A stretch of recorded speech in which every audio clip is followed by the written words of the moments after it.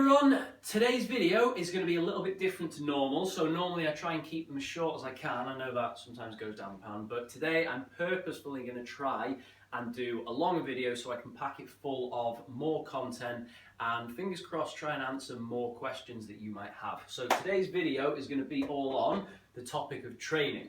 And specifically I want to try and keep today quite basic, so focused more towards people who are in the first, say, 6 months of their training life. Okay, so what I'm going to try and cover today is warm-up, how to do a proper warm-up and what you need to do specifically depending on what type of workout you're going to do. Next up, frequency, so how often should you be training? Split, so how do you split your training up? Should you be doing weights? Should you be doing cardio? Should you be doing them on the same day, separate days? Should you be doing legs one day, arms another day? Or should you be doing a little bit of both on different days? You know, I'll try and clear the confusion up around that. And most importantly, I'm going to spend quite a bit of time talking about what exercises you should be using. Okay, so warm up, let's talk about that first. Now, you'll often see people, you know, come in and warm up for 5 minutes on the treadmill, go on the stepper, on the cross trainer, whatever. And there's nothing wrong with that. If you want to jump on the treadmill, go for a little bit of a walk, jog, run, just to get your heart pounding, get your blood pumping, then that's fine. So sometimes if I'm training, especially on my own, and I can't really be bothered, my head isn't really in it, I'll do 5-10 minutes of cardio just to kind of get the blood pumping in, and sometimes it helps me get my head in the game a bit more.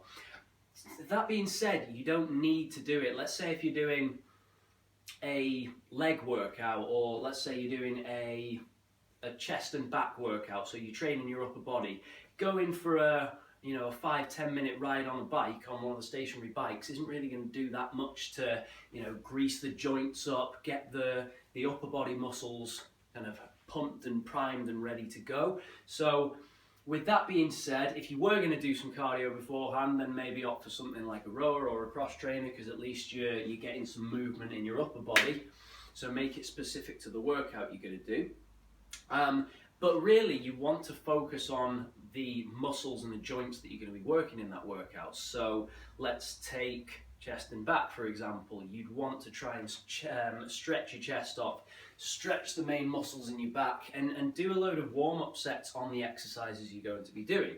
So let's say if your first couple of exercises were a lat pull down and a chest press, like a dumbbell chest press, then all you want to do is just take the weight nice and light, nothing hard, do, let's say, a set of 10 to 15 reps, get the muscle filled full of blood, and then depending upon the weight that you're going to use in your work set, you might do 1 to 2 more warm-up sets. That's where that way you're primed for the movement pattern that you're going to be doing.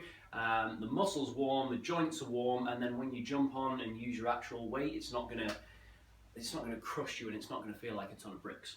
Okay, next up, how often should you be training? So, like I said, this is based more on beginners. But that being said, I think everyone on the planet pretty much should be working their way towards at least 3 resistance training sessions a week. So I'm talking training with weights or doing some sort of body weight exercises at least 3 times a week. So that can be gymnastics, that can be, like, I've got quite a few people I train who do pole dancing as a form of exercise as well. That can be workouts you do at home, or obviously it can be stuff you do in the gym, whether that's weights, whether that's body weight stuff, or whether it's doing strongman equipment. You want to work to at least 3 times. As you become more intermediate and advanced, you want to be working up to 5-6 times maybe, dependent on the goal.